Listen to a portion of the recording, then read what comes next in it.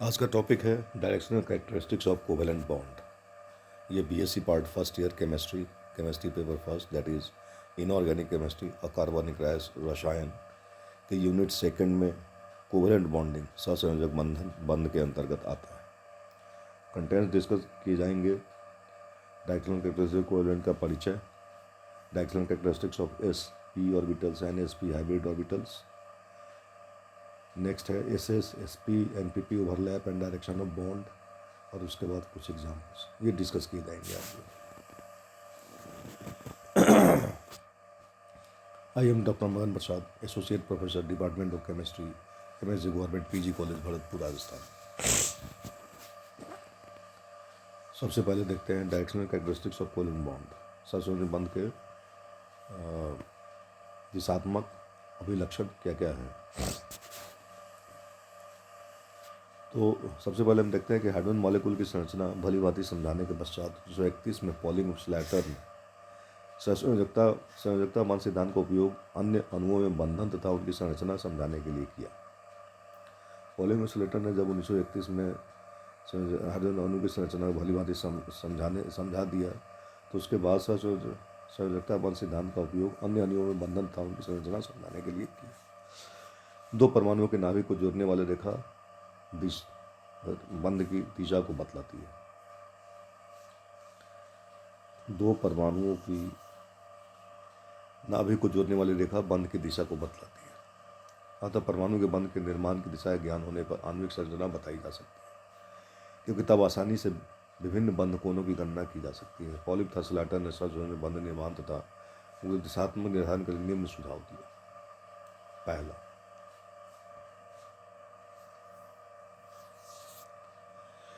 सहसंयोजक बंध कक्षकों के अतिव्यापन से बनते हैं तथा जितना अधिक कक्षकों का अतिव्यापन होगा उतना ही सबल बंध बनेगा, उतना ही स्ट्रॉन्ग बॉन्ड बनेगा। इस प्रकार बंध सामर्थ्य कक्षकों के अतिव्यापन बढ़ने पर बढ़ता है। इस प्रकार हम देखते हैं कि बॉन्ड स्ट्रेंथ ऑर्बिटल्स के ओवरलैप बढ़ने पर जितना ज़्यादा ओवरलैप होगा उतना स्ट्रॉन्ग बॉन्ड होगा। तो जितना कोवेलेंट बॉन्ड मानते हैं कि ऑर्बिटल्स के ओवरलैप से बनते हैं, जितना अधिक ओवरलैप होगा उतना ही स्ट्रॉन्ग बॉन्ड होगा। इस प्रकार स्ट्रॉन्ग बंध सामर्थ्य जो है कक्षकों के अतिव्यापन बढ़ने में बढ़ता है।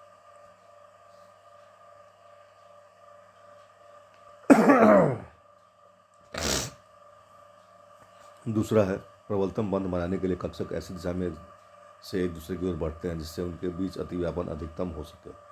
यह दिशा कक्ष के इलेक्ट्रॉन घनत्व की दिशा होती है।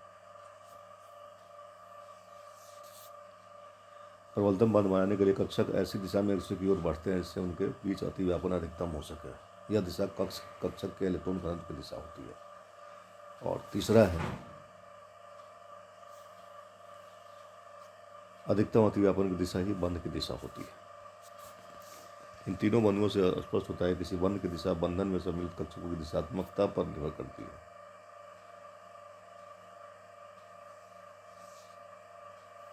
अतः नीचे एस पी तथा एस पी संगत कक्षों की दिशात्मकता पर यह डाला गया है, इसको देखते हैं। एक्स कक्षक की दिशात्मकता। एक्स कक्षक गोलाकार होने के कारण किसी दूसरे कक्षक से हर दिशा में समान रूप से अतिव्यापन कर सकेगा, अर्थात बंध बनाने के लिए इस कक्षक किसी दिशा विशेष को वरीयता नहीं देता। दूसरे शब्दों में इस कक्षक दिशाहीन होते हैं। कारण है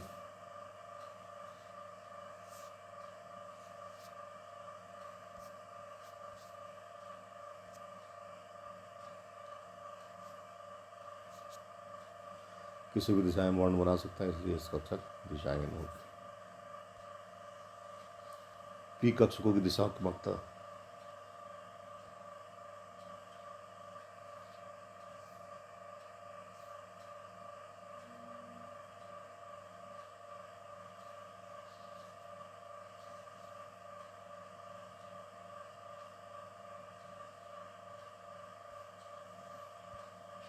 इस तरह से जो है किसी परमाणु में पी कक्षक परस्पर लंबवत होते हैं। पी एक्स पी वाई व पी जेड कक्षों की पॉलीलोब्स चूंकि क्रम से एक्स वाई तथा जेड अक्षों में पाए जाते हैं, तो ये कक्षक अपने अपने कक्षकों की दिशा में अस्थायी सीमा वर्ण बनाएंगे। उदाहरण के लिए पी एक्स कक्षक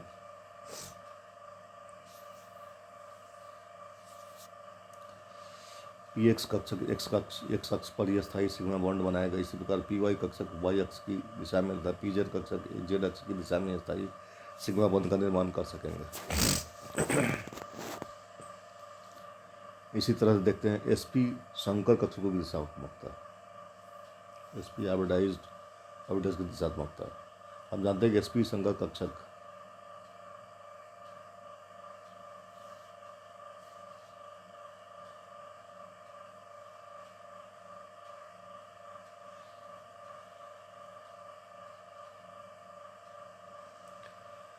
एसपी संकर कक्षक दिशा में sp2 संकर कक्षक sp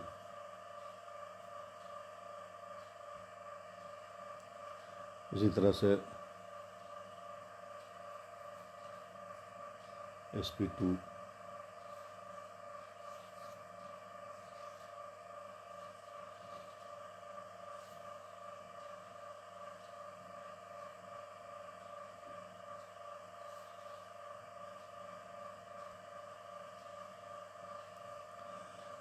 समबाहु त्रिकोणों की ओर तथा sp3 संकर कक्षक एक चतुष्फलक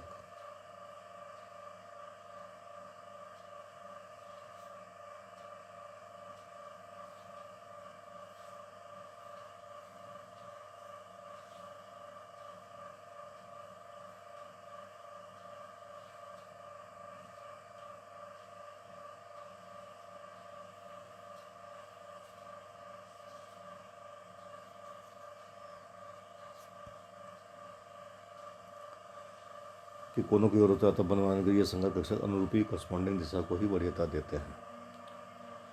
उपरोक्त जानकारी के आधार विभिन्न प्रकार के अतिव्यापन से बने बंधों की दिशा का आसानी से अनुमान लगाया जा सकता है। ऐसे अतिव्यापन और बंध की दिशा ऐसे इस कक्षक चूंकि दिशाहीन होते हैं तो दो अतिव्यापन से निर्मित बंध की दिशा विशेष कुछ नहीं कहा जा सकता है। जैसे S2 है 1s Li2 S2s S2s करना कठिन है कि परमाणु के नाभिक किस दिशा में होंगे। इस कक्षों की दिशाहीन होने से अतिव्यापन काफ़ी कम होता है। ऐसे बनावट तुलनात्मक दृष्टि से कमजोर होता है।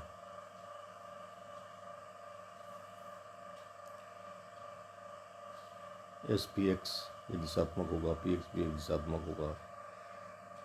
इस तथा पी कक्षों का अतिव्यापन की बंध की दिशा एस पी अतिव्यापन में बंध की दिशा यद्यपि इस कक्षक दिशाहीन होते हैं, पी कक्षक दिशामुखी होने के कारण अपनी दिशा में बंध का निर्माण करते हैं। चित्र 3.33b में ये जो है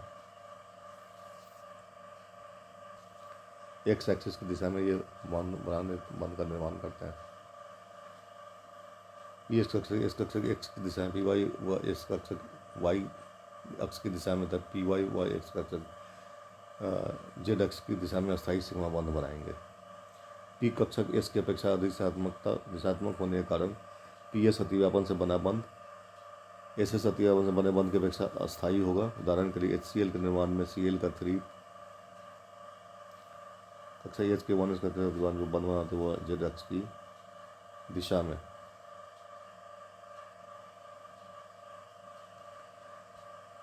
उन्मुख होगा। पी अतिव्यापन वो बंध की दिशा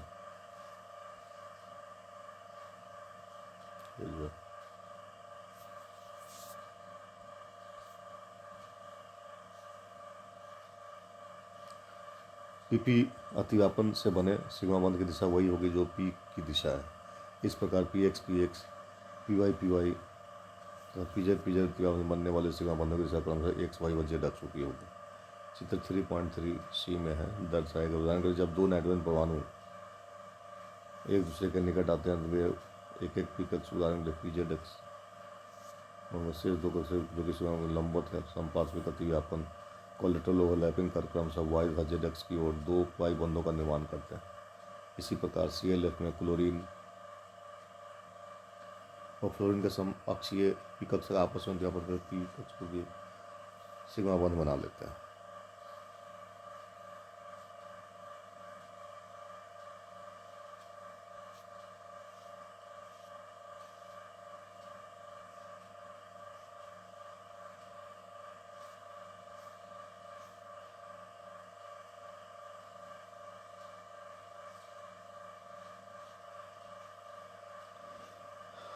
बहुपरमाणु अणुओं में बंधन समझने के लिए NH3 तथा H2O का उदाहरण लेते हैं। इसमें केंद्रीय परमाणु nitrogen 1:2 H2 2px1 2py1 2pz1 तथा oxygen 1:2 H2 2px2 2py1 2pz1 क्रमशः 3 तथा 2 अयुग्मित इलेक्ट्रॉन p कक्षक में रहते हैं।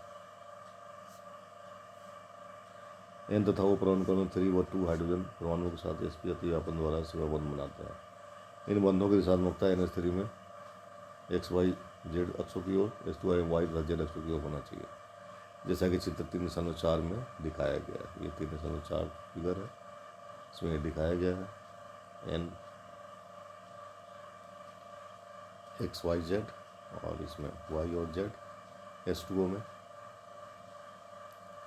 वास्तव में NH3 व H2O बंध में कोण क्रमशः 107 डिग्री व 104 डिग्री का होता है। प्रारंभ में बंध कोण में इस प्रवृत्ति को इलेक्ट्रॉन के बंध युग्म के मध्य प्रतिकर्षण के आधार पर समझाया गया था, लेकिन बाद में पॉलिंग ने तर्क दिया कि बंध कोण में इतनी वृद्धि केवल इलेक्ट्रॉन प्रतिकर्षण के कारण नहीं हो सकती। उन्होंने उपर्युक्त अन्य बहुत से अणुओं की बंध की समानता व बंध कोणों अतः संरचना की व्याख्या के लिए संकरण की धारणा प्रस्तुत की, जिसका सविस्तार विवेचन आगे हम बताएंगे उस नेक्स्ट क्लास में। क्योंकि इससे क्या है कि संकरण के कारण जो है सो ये स्ट्रक्चर जो है सो इसका बंध कोण में इतनी वृद्धि हो जाती है जो है। ये सिर्फ इलेक्ट्रॉन रिपल्सन के कारण वृद्धि केवल इलेक्ट्रॉन रिपल्सन के कारण नहीं हो सकती इतनी वृद्धि। उन्होंने उपर्युक्त अन्य बहुत से अणु में बंधों की समानता व बंध कोणों की व्याख्या के संकरण की धारणा प्रस्तुत की, संकरण, जो कि नेक्स्ट क्लास में बताया जाएगा। Thank you.